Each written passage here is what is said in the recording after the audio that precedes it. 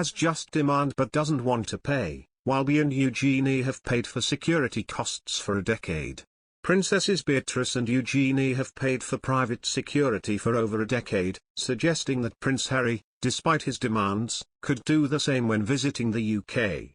The Duke of Sussex is taking legal action against the government to allow him to pay for Metropolitan Police security for him and his family when they visit the UK. He lost his taxpayer-funded police protection when he and Meghan Markle stepped back from their royal duties in 2020. They currently privately fund their own security in the US, where they live. But Harry is now seeking a judicial review against a Home Office decision not to allow him police protection when in the UK, which he stated he is happy to pay for. His legal representatives claim that the private security team currently employed by the couple does not have adequate jurisdiction abroad or access to UK intelligence information necessary to protect the family. It means that visiting his home is now too dangerous, according to one of his representatives. Yet, some members of the royal family have had to pay for their own private security in the UK for over a decade. Princesses Beatrice and Eugenie, also granddaughters of the Queen, have used their own purses for protection since 2011.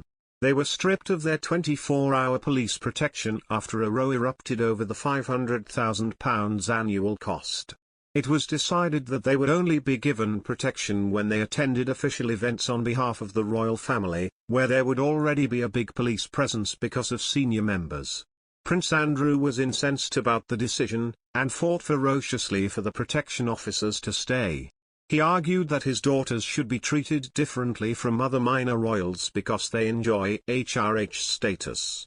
But, in the end, his argument failed for various reasons, one being because of their cousin Zara Phillips, the daughter of Princess Anne, who has no protection, even though she arguably had a higher public profile.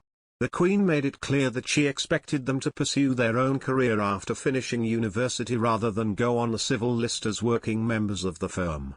This is something they did, with Beatrice currently employed as Vice President of Partnerships and Strategy at Affinity and Eugenie an Associate Director for Art Gallery Hauser and Vith. The funding row reached its zenith after Eugenie is said to have racked up a £100,000 security bill during her gap year. While she paid for the hotels and travelling itself, the massive security bill, including overtime, was funded by the taxpayer.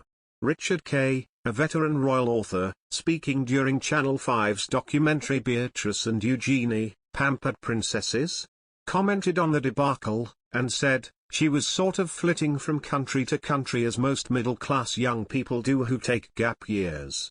But, of course, she was accompanied by police bodyguards. That meant that we the taxpayers were paying for policemen to accompany her to the fleshpots of the world."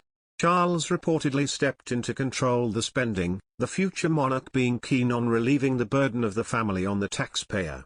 Beatrice and Eugenie have since paid for their own security for outings not related to official royal events. Many have since commented on Harry's request to have access to Met Police protection, drawing parallels with his situation and the princesses. Rafe Hadelman-Koo, a royal commentator, this week appeared on GB News and suggested the Duke should copy his cousins and use a private security firm based in the UK. He said, "They hire ex-royal protection officers who are extremely skilled and have a lot of history in this area, and they've also got security clearance in the royal palaces. The only thing is, that they don't have is a firearm, which is quite understandable. And if Prince Harry speaks very nicely to Beatrice and Eugenie, maybe he can borrow their protection officers when he's in the country. And of course, we're only talking about the occasions when he's not in royal surroundings, because if Harry's over here, visiting his family, you will, of course, get the same protection that they're getting by virtue of being in the same area." The 37-year-old, who remains sixth in line to the throne despite quitting royal duties in 2020, has threatened legal action against the Home Office unless he can have police protection for his family when in the UK. He is said to be keen to bring Archie and Lilibet to visit his homeland, but claims he is unable to do so. Meghan and Archie have not returned to the UK since the couple walked away from royal life in 2019, while Lilibet has yet to set foot in the country where her dad was born. Lawyers acting for the Duke of Sussex say they will seek a judicial review if continued security, which he has offered to pay for, is not provided when he and his family visit.